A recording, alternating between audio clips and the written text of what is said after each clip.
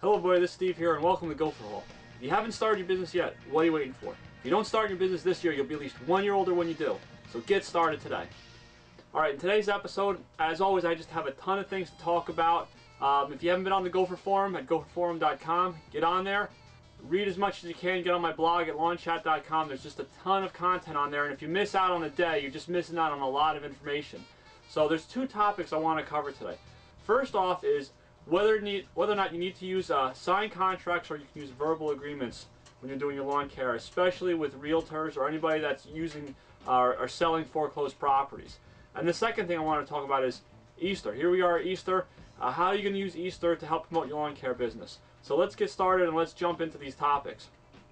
So first off, when you're a new lawn care business owner, you don't know where you can get away with certain things, where the fudge factor is. You can okay, I can get away with this, but I can't get away with that.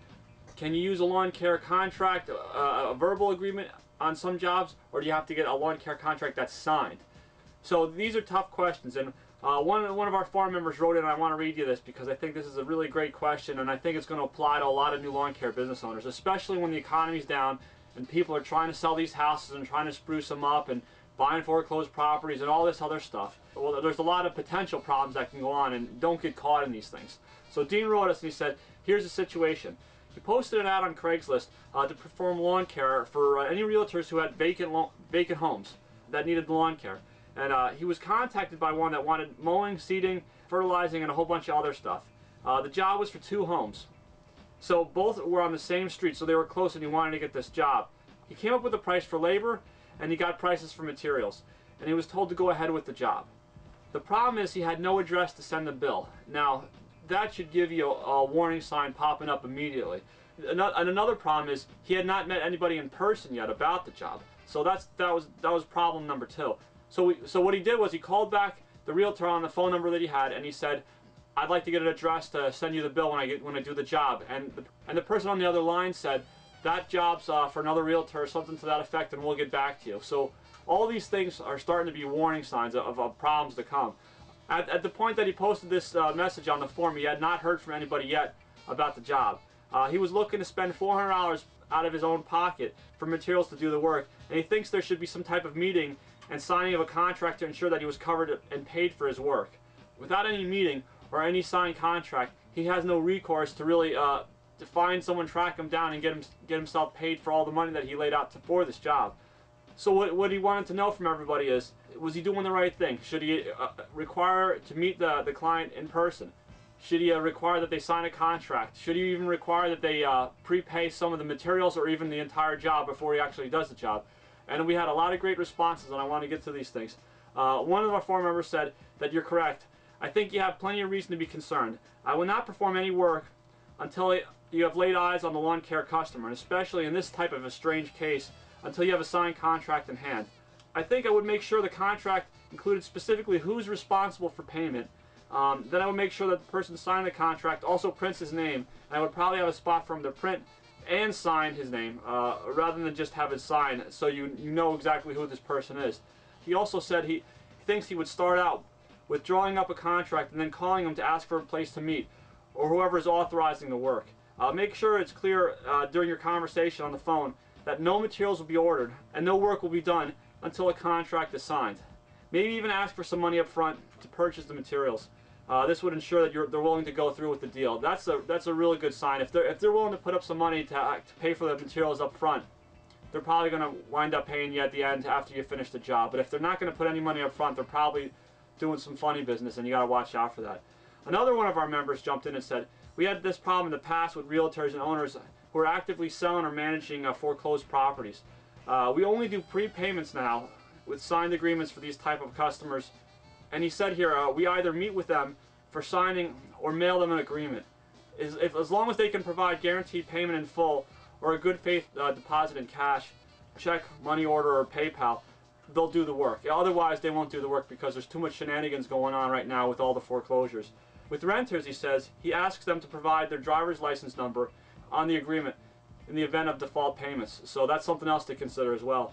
One last response we got here was, like the others have said, get a signed contract. He's had 2 or 3 instances where A new client called, requested an estimate. He called him back and got approval for the job. Then he did the work and he got stiffed and he never got paid.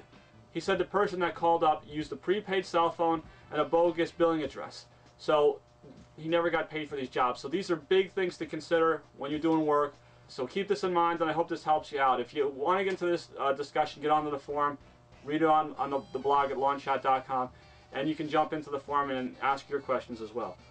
Okay, with Easter here, and I know this is probably late for a lot of people that didn't get a chance to jump on this, but this is good because you can apply this either next year or for any other type of holidays coming up. Jump on the holidays. Think about creative ways where you can tie in your business, do something within the community, promote your business, and also promote a lot of goodwill within your community. So here we have Easter. What can you do during Easter to promote your lawn care business? How about host an Easter egg hunt? It's a fantastic idea. What you can do is either you host it on your property, host it on your neighborhood along a bunch of properties, host it at a local park. You can also, if you have a commercial facility, host at your commercial facility. Have the eggs, get a whole bunch of plastic eggs, fill them up with candy, distribute them out, evenly out on the grass somewhere so they're visible, hide them somewhere where it's tougher to find, but the kids love this stuff. And you can also provide the kids with plastic Easter baskets. You can also provide them with either bags. Another thing you can do is say the first X amount of customers that show up or kids that show up, maybe the first 10 kids, 20 kids, 30 kids get a special Easter basket with extra goodies in it that you hand out. Then you can also have an Easter bunny costume. You could wear it.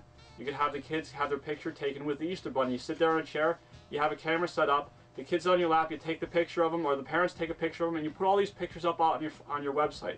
Now, you can tell the parents all the pictures are going to be up on the website. They can go there, they can download them, they can tell their family and friends, hey, go see my child sit on the Easter bunny. The kid looks fantastic. It's a very good holiday feel.